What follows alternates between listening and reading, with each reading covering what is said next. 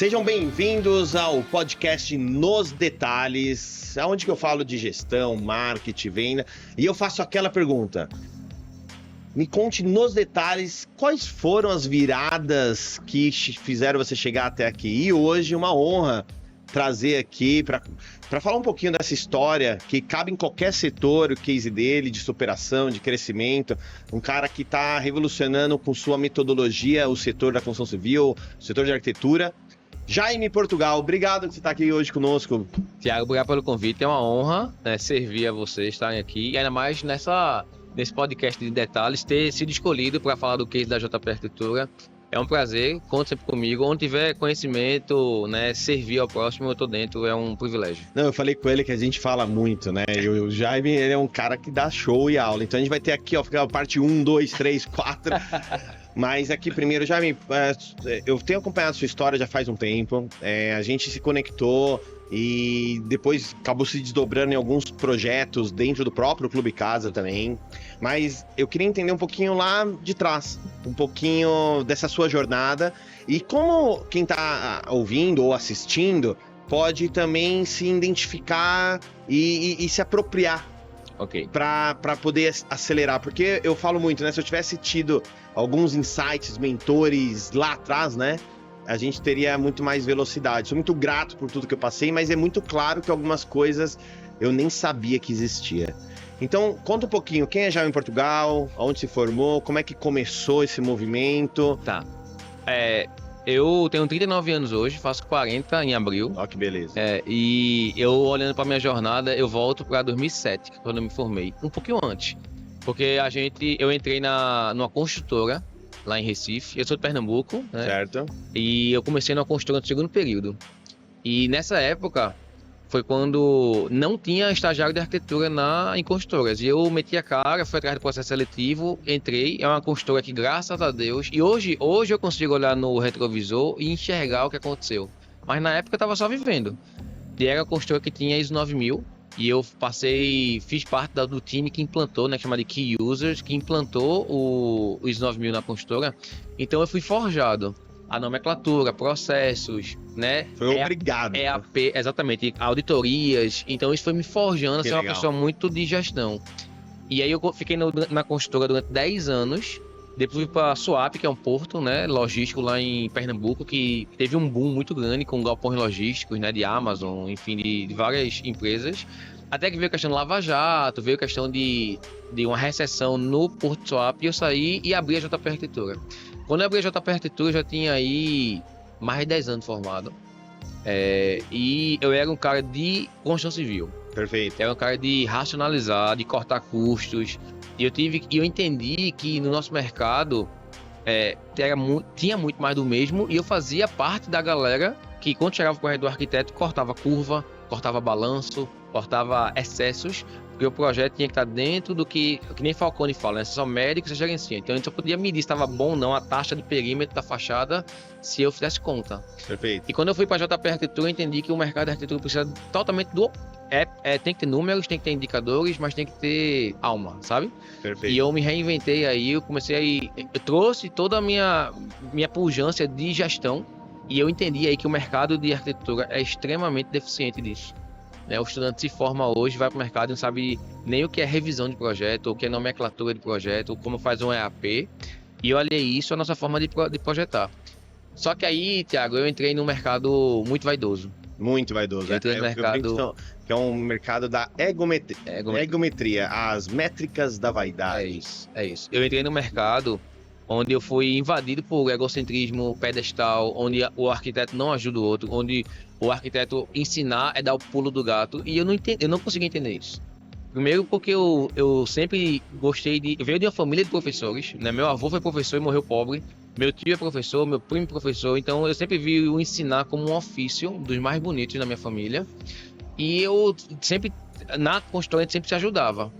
E eu entrei no mercado onde tinha muita vaidade, e eu tentei me adaptar por um certo tempo, até que em 2018, na JP, eu decidi não ligar mais para isso, decidi compartilhar. O dia que eu decidi compartilhar foi 9 de abril de 2018. que até hoje... Então, literalmente, se fosse perguntar assim, numa engenharia reversa, né? Se você pegasse hoje, onde você tá? Você é um cara super bem sucedido.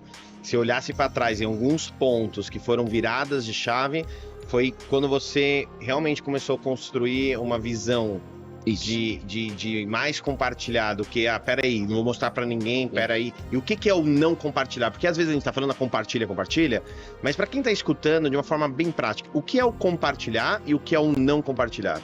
Pra mim, o compartilhar na arquitetura é mostrar a vida real da arquitetura. Quando eu falo em mostrar a vida... Agora mesmo eu tô no stand aqui, quem tá expondo, e de sábado pra hoje eu fiz 47 vídeos. Onde não foram vídeos editados, eu andando com trilha, com música, tudo bem com isso. Foram vídeos onde eu encostei o celular e mostrei. O mercado de arquitetura é excessivamente focado em mostrar obras prontas, transições, instalar de dedo e a casa fica pronta. E jogar a chave. E jogar a chave, jogar a chave e o terreno aparecer. Aí o cliente que tá vendo aqui fala... Poxa, por que meu arquiteto demora tanto para fazer o projeto, né? Se vende muita facilidade em uma profissão que é muito complexa. Muito. E eu decidi compartilhar isso, dizendo assim, ó, a arquitetura ela é difícil, ela não tem por que ser fácil. Não romantize a arquitetura.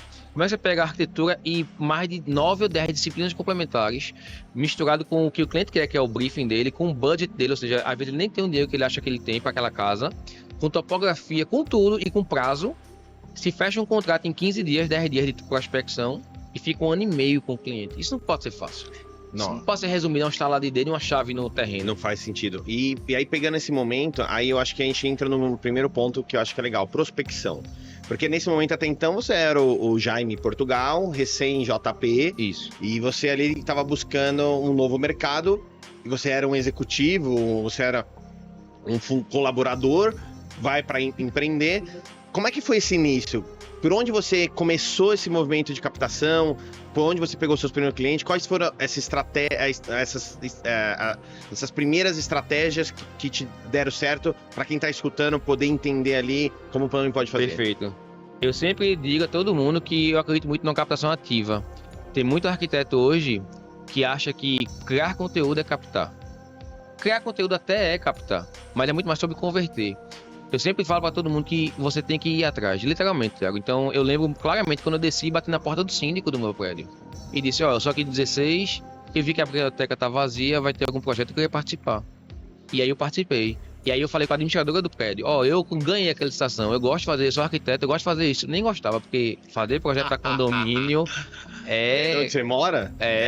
A questão de festa cheia de gente, mas aí eu já peguei mais um prédio perto. E aí esse hallzinho... Tem que ser intencional. Intencional, exatamente. E aí esse hallzinho do segundo prédio, que era um hall, literalmente um hallzinho de entrada, eu lembro que eu comprei R$1.800 na época.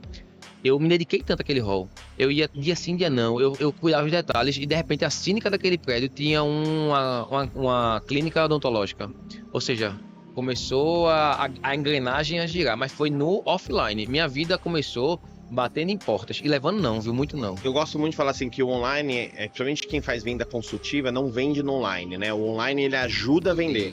Então eu tenho constantemente aí com os grandes profissionais parceiros, assim como você, o online me ajuda a desmistificar isso. Não é que o cara vai apertar um botão e fechar o projeto, né? Isso. Mas ele vai validar quem você é. Perfeito. E a história que você tá contando. E eu brinco assim, né? Que rede social é a história que você conta, Google e o resto é quem você realmente é, né? Então, se você estiver bem nesse parâmetro e aí chegou alguém falando que tem um arquiteto parceiro, a pessoa vai validar sobre você lá, né? É isso. E naquela época você nem tinha tanto esse movimento online, era o boca a boca. Era o boca a boca. E em que momento você começou a perceber que você escalou isso? Eu lembro bem que eu comecei a compartilhar em 9 de abril de 2018, assim, sem parar mais. E 2020 foi quando veio a pandemia. E que para muita gente foi fechar as portas. Foi o momento que a JP mais cresceu na vida. Porque eu entendi que quando eu compartilhava, eu não só ajudava os outros, eu ajudava a mim também. Foi um momento muito difícil para mim. Então, eu lembro que eu fiz 36 lives, chamado Live Quarentena. Certo. E dava pico de 400 pessoas ao vivo. Aquele momento, a live estava muito aquecida. E a gente fez uma live chamada Live Arque do Bem. Ficou 6 horas ao vivo e arrecadou R$10 mil que a gente transformou em sexta. Então, ali foi que eu entendi o poder. E aí, quando eu vi com o Expo Revestir, eu lembro como fosse hoje. Eu tava no Expo Revestir e pela primeira vez alguém me parou e me reconheceu. Então essa foi uma virada de chave. Isso te empoderou? Isso mostrou que eu não tô. Eu falei hoje isso quando eu fiz uma turminha hoje lá no meu stand pra ter uma. Pode falar o stand, a Vivi, Da né? Vivi, Elas são o pessoal é demais lá. A gente fez um encontrinho hoje e quando o povo me abraça chorando, dizendo que tirou da depressão, que ajudou a não fechar o escritório, eu digo muito obrigado, porque às vezes eu me sinto um maluco falando sozinho com a tela. E eu sempre digo que eu vou até onde eu posso ir apertar o botão de compartilhar, de postar. Daí pra frente é Deus. É pela graça dele, porque minha língua é presa, eu falo rápido, eu sou de Pernambuco, então. Tem tudo pra não dar certo. Tudo pra não dar certo. Aí veio gente me abraçando hoje, gente. Muito obrigado, porque aquele teu vídeo X me ajudou a não desistir e eu gravo muito vídeo. Então, isso é uma virada de chave, é saber que você tá chegando nas pessoas de alguma forma. É que eu acho que o maior ato que o ser humano pode fazer, e eu já vi você falando isso algumas vezes, é servir, né? E a gente às vezes vai chegando em alguns pontos que você vai meio que zerando alguns games, né? E eu faço sempre um exercício de ressignificar e entender efetivamente, porque eu posso ter até tido algum sucesso, eu tenho posso ter tido, tá ali super bem sucedida, mas é muito legal entender de uma certa forma, de muita humildade, o quanto que ainda você tem para desenvolver, e isso te dá um senso de humildade. E quando eu falo de empoderar, quando eu falo com os profissionais, eu sinto muitos profissionais colocando como aquela síndrome do vira-lata, né? Poxa, não, eu não vou conseguir, só ele, eu não consigo pegar um cliente melhor, assim por diante. E eu vejo quando o próprio profissional, ele também vira a chave de se empoderar, ele começa a ter mais brilho no olhar. E Sim. O próprio cliente começa a perceber Sim. e confiar mais nele. Isso, exatamente. Porque o fechamento no nosso setor, grande parte, se não todo, é pela confiança Isso. e credibilidade. Credibilidade, para mim, nada mais é do que você ser consistente com coerência. Isso. Então, eu sinto muitas vezes pessoas sendo hipercoerente, mas só quando precisa. E aí depois ela, não, tal. Aí depois, quando a luz tá lá nela, ela é de novo. Então essa coerência com consistência, ela cria credibilidade, ela traz reciprocidade, e essa reciprocidade eu vejo muito os clientes se conectando. Isso. Então, várias vezes os arquitetos falam pra mim, assim, cara, o cara se conectou comigo primeiro, fechou comigo, depois foi entender o meu projeto, minha assinatura e tudo mais. Isso. E aí, trazendo e transportando um pouco pra você, pra gente entrar um pouco mais fundo sobre metodologias. Eu sei que você também tem a JP Educação, que é um braço seu, que é uma tangibilização do servir, eu acredito, né? Qual que é a base hoje da metodologia JP? Se a gente fosse falar aqui em alguns pilares, e aí depois a gente pode desdobrar um pouquinho de cada um para ajudar quem tá escutando. A principal metodologia que eu acredito, Thiago, hoje é a gente ensinar o que a gente faz. Muita gente já fala pra mim, Jaime, tu devia só viver de palestra, de curso, de mentoria, porque realmente é botar o pé no palco e às vezes ganhar num cachê o que você ganha num projeto de um apartamento. Perfeito. Só que eu falo pra todo mundo que me pergunta isso, se eu fizer isso, em 6 meses eu vou estar obsoleto. Porque você vai perder o maior ativo, que é tá na front, tá com o cliente, tá fazendo laboratório ali, né? E o segundo pilar que a gente faz eu não esqueço das origens. Por exemplo, eu podia subir num Ginger Hub da vida, que eu palestrei 2 anos já, e falar do estado de futebol que eu fiz, do Retro Futebol Clube, lá em Pernambuco, é o 4º maior time. Eu podia falar da Casa Cor 2020, que ele ganhou o prêmio de voto popular. Mas eu sei que se eu falar isso, eu não conecto com quem tá na plateia. Quem tá na plateia, Thiago, tá no cheque especial. Quem tá na plateia tá tentando há 2 meses fechar um cliente. Então eu falar de um estado de futebol, de 12 mil pessoas, padrão CBF, tudo isso vai encher o meu ego. Sim. Vai me botar...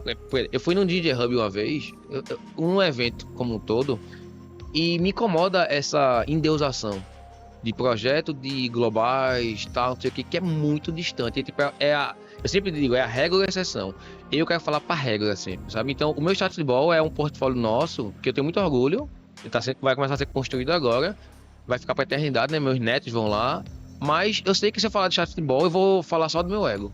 Então, o pilar da JP Arquitetura é, primeiro de tudo, ensinar o que eu vivo, e toda palestra minha, todo curso, eu mostro o meu erro. Eu não quero me conectar com isso. E o segundo é ser bom no básico, né? Então, falar com quem tá... a minha persona é gente que precisa de ajuda, de ser um farol. E é isso que eu procuro todo dia, quando eu subo no palco, quando eu tô servindo, quando eu tô ensinando, é isso, é me conectar. E qual a ajuda que as pessoas mais pedem de forma prática ali? A maior das dores do arquiteto, a maior encabeça, com certeza, é a captação de clientes. Captação. Captação de clientes. Como ter cliente. Porque a arquitetura enquanto a nave não engrena, né, no voo de cruzeiro, é muito difícil. Eu já vi você, dentro de uma imersão, falar sobre algum funil, sobre alguma estratégia efetiva. Efetivamente, ali, quando eu falo de captação, prospecção, quais são as jornadas que acontecem? Thiago, o grande problema que a gente tem hoje de arquitetura é que o arquiteto foi enganado, entre aspas, achando que o cliente vai vir de conteúdo de Reels. Eu não acho isso. Certo. O cliente que fecha com o arquiteto hoje, ele tá dando a cópia da chave dele, ele tá dando a vaga de garagem dele para o arquiteto ficar tendo acesso à casa dele por 10 meses, 12 meses de construção. A gente loca o cofre do cliente no closet. Então não é um post de Canva, um carrossel, não é um Reels, uma trend, uma música viral que vai dar. E aí o arquiteto confunde muito boca de funil, né? Topo, views, curtidas, seguidores com conversão. Perfeito. Você tem que ter uma relação muito equilibrada entre conversão e captação. Perfeito. Eu tô captando muito, mas não tô convertendo, tem coisa errada. Eu não tô falando com minha persona, não tô falando com o público-alvo, não tô mostrando para quem tá me assistindo, né, a necessidade. Porque entre o topo e o fundo do funil tem um meio. O meio é quando o teu lead tem uma consciência, né? E muitas vezes o lead de topo não cria consciência, não desce. Então vira número, vira seguidor, vira view, mas não converte. E aí você vê muito arquiteto com milhares de seguidores e sem converte. Mas sem uma estratégia clara de persona, sem uma estratégia clara de jornada. Isso. E isso faz com que o cliente e a pessoa... Perdão, cliente não, né? A pessoa que tá lá seja mais um curioso que não tem um perfil e tá lá, às vezes, pelo belo e não efetivamente pelo... Eu tenho um mentorado que ela era, por exemplo, e eu faço um diagnóstico com o meu mentorado, né? Então ela era de Minha Casa Minha Vida, que certo. É um mercado muito bom. É meio Oceano Vermelho, bem específico, mas né? E ela fazia vários reels falando sobre porta reflecta, sobre Celestone, sobre Decto, sobre Nanoglass, sobre borda infinita. Isso não é um conteúdo que conecta com a persona dela, que é Minha Casa Minha Vida. Com certeza não. E aí, lógico que um vídeo de borda infinita viraliza, é bem visto, tem números, né? Tem insights bons, mas não converte.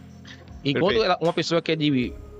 um arquiteto faz para Minha Casa Minha Vida, se ele falar de uma bancada de granito cisandorinha, uma bancada de granito preto São Paulo, branco São Paulo, São Gabriel, São Gabriel, vai conectar, porque a sua persona vai ver que é possível. Então aí você vai ter conversão e não só captação. Não, perfeito. E aí a gente tá falando então de prospecção e captação. Então a gente tá falando primeiro do marketing boca a boca, que é aquilo que você começou lá atrás, com o síndico, com o porteiro. E aí a gente tá falando agora sobre um topo de funil online, que é como as pessoas me percebem online. Então é construção de persona, construir exatamente para quem você ativa, e aí o Reels, o Stories, seja o que for, você consegue até pôr um público-alvo, até fazer um tráfego pago. Isso. Hoje é tão barato, né, fazer na arquitetura efetivo. E aí, dentro dessas estratégias, hoje eu queria, dentro do seu escritório, como é que é o processo de fechamento? Você tem alguém mais dedicado a vendas, a marketing? Você tem um time financeiro? Você hoje tem muito claro a sua função como arquiteto e muito claro a sua função como sócio do escritório de arquitetura? Perfeito. Eu hoje digo a todo mundo que eu quero ser menos operacional e mais gerencial. Hoje eu não mexo nem no computador. A gente hoje é 100% Revit. Legal. E eu era cadista raiz. Eu mexi no AutoCAD R14 e hoje eu não mexo no Revit. Eu entendi que eu tenho que ser gargalo na JP Arquitetura em 2 momentos. No fechamento, na criação e na correção. São 3 momentos que dependem de mim. Eu tô aqui há uma semana em São Paulo. A JP tá andando redondo. Lógico que eu estando lá, o olho do dono engorda, né, o gado? Mas hoje eu sou gargalo em conceber e corrigir. A última correção. E olha que dentro da minha hierarquia lá do escritório, chega em mim o fino, porque cota, nomes, textura já foi corrigido. Então hoje eu tenho noção de que meu maior período de tempo de operação na JP é na experiência do cliente. Perfeito. Então, por exemplo, lá na JP a gente criou um kit boas-vindas, né? A gente hoje tem um kit vizinho, ou seja, a gente faz um apartamento 2, 3 por andar, 4 por andar, a gente coloca nos vizinhos do andar, embaixo, em cima, um kitzinho com o meu QR Code. Avisando que vai ter a obra e tudo mais. Hoje a gente tem toda a apresentação do nosso escritório sai num link no Canva, onde eu apresento compartilhando tela. Aí eu sou gargalo, mas meu time me entrega tudo pronto. E aí, hoje a gente manda um link para o cliente assistir. Então, eu tento ser gargalo na JP Arquitetura somente no que diz respeito à experiência do cliente. Quantas pessoas hoje você tem na equipe? 11. 11 pessoas. E 3 para Educação. Isso. Show de bola. Já o Edu, não. O Edu, o meu time comercial, ele é muito mais independente. Certo. Porque no Edu, são media kits enviados, né? Tá chegando uma feira como Expo Investir, te aquece para fazer publis e tal. Na JP Arquitetura, hoje, 100% do meu cliente hoje, ele vem de uma indicação, vem do que viu no shopping, uma plaquinha minha em algum projeto. Então, essa primeira perna de jornada, eu quero cuidar muito bem disso. Perfeito. Eu gosto de ouvir o áudio dele. É que nem aquele livro, né? Como fazer amigo e influenciar a pessoa, Dale Carnegie. Eu quero ouvir, chamar ele pelo nome. Eu não gosto de link para pedir orçamento. Eu gosto de ter essa atenção para que essa primeira pernada seja comigo. Quando ele entra, ele ganha o kit de boas-vindas e ele é apresentado no meu time. Aí vai ter grupo no WhatsApp com o coordenador, com o arquiteto, e aí a jornada vai. Show de bola. E aí, para finalizar, queria fazer duas coisas. Primeiro, um bate-bola de algumas perguntas mais rápidas, assim, e depois eu vou fazer uma final. E aí, você vai respondendo conforme você vai sentindo, né? Tá. Quando a gente está hoje, um escritório que... Você acha que o arquiteto tem que ser generalista ou ser especialista em algum segmento específico? Generalista. Generalista. Ele não pode entrar em nichos muito específicos, tipo saúde, aí é nicho. Aeroporto é nicho, mas tipo comercial, residencial, generalista. Certo, porque não faz sentido ser residencial de quarto de bebê. Na verdade, isso faz parte de uma inteligência ali, mas ele faz um pouco de tudo, né? E digo mais, o arquiteto tem que ser generalista nas disciplinas. Perfeito. O arquiteto hoje, infelizmente, essa geração que não senta numa mesa e consegue conversar de pares para um engenheiro elétrico, um calculista, uma topografia, ele é passageiro do projeto. E hoje, infelizmente, a geração que vem uma geração que tem que aprofundar, tá rasa. Perfeito. E as pessoas perguntam muito sobre sociedade, se eu continuo sozinho, se faz sociedade. Eu sempre digo que a JP Edu precisa de um sócio, certo, que inclusive tem que saber sobre gestão, carrinho, antecipação, é outro mundo. A JP Arquitetura eu não vejo sócio porque a minha forma de fazer é diferente. Eu acho que dificilmente um sócio aceitaria eu dar o meu contrato. Eu dou meu contrato na internet. Mas você não acha que... porque você, ao mesmo tempo, você tem uma capacidade dupla, né? Porque como você ficou 10 anos sendo e hoje você tá na frente, você acha que muitos profissionais já nascem direto para o residencial corporativo. Então, essa sua bagagem desses 10 anos de gestão te faz ser um profissional mais completo. Você não acha que os profissionais que têm complementaridade, eles não tendem a ter mais sucesso? Sim. Se ele não consegue ocupar aquele espaço, ele precisa ter alguém, concorda? Isso, eu concordo, 100%. Eu sempre digo em qualquer palestra minha que existem soft skills. Certo. Que o arquiteto tem que dominar além da arquitetura. A arquitetura é básico, mas o arquiteto se lança no mercado e tem que saber, infelizmente, sobre KNAI, DARF, alíquota, GPS, tem que saber sobre CNPJ, tem que saber sobre reserva de emergência, ainda que de forma generalista. Perfeito. Porque senão ele vai ser um bom arquiteto no prejuízo, um bom arquiteto. Por exemplo, eu perdi muito dinheiro, Thiago, emitindo nota fiscal de palestras de educação pela JP Arquitetura. Que é o que é diferente. Exatamente. Então, provando que a sua falta de conhecimento lhe custa caro. E agora eu queria finalizar com duas coisas. Uma, qual que é o maior aprendizado que você pode trazer dentro desses anos aí mentorando de forma prática, tá? De forma assim sequencial. O cara faz isso, faz aquilo. E pra finalizar, eu já vi muita gente chorar. Eu quero que o povo chora. Eu queria que você falasse qual a maior missão de um arquiteto. Então, fala de forma prática primeiro o que a pessoa não pode deixar de fazer. Tá, a pessoa não pode deixar de fazer, ser humilde, parar. A pessoa não pode parar, a pessoa pode até desacelerar, mas ela não pode parar, porque várias vezes vão ser os momentos que o arquiteto quer parar. É muito difícil essa profissão. Então, o arquiteto tem que saber que ele tem que beber em fontes seguras.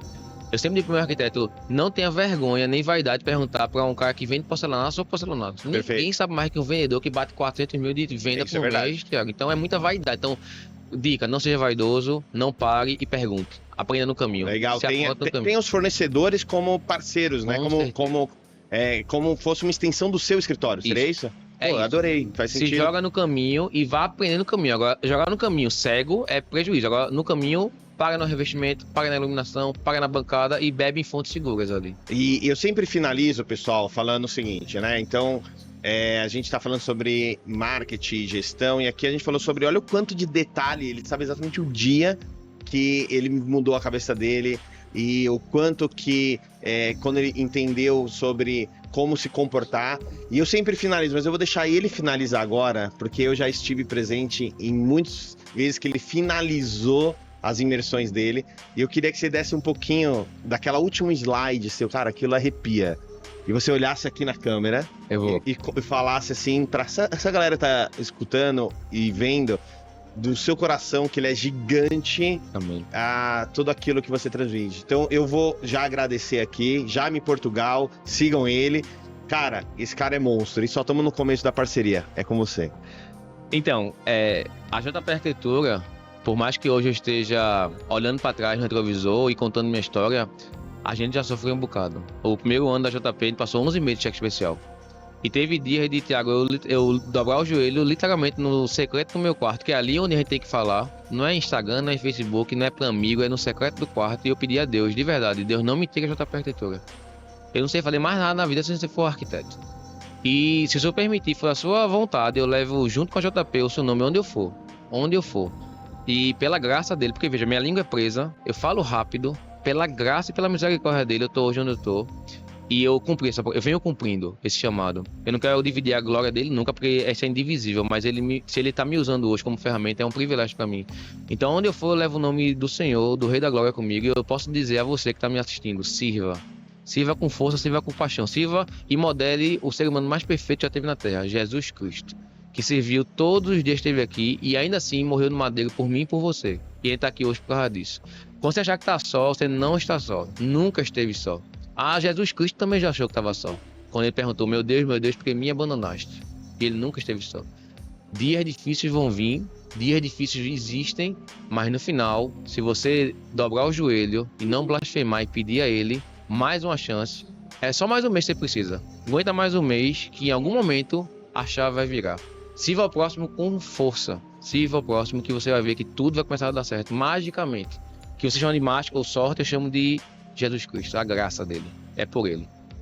Então o título desse podcast para você, Arquitetura é para servir, é isso?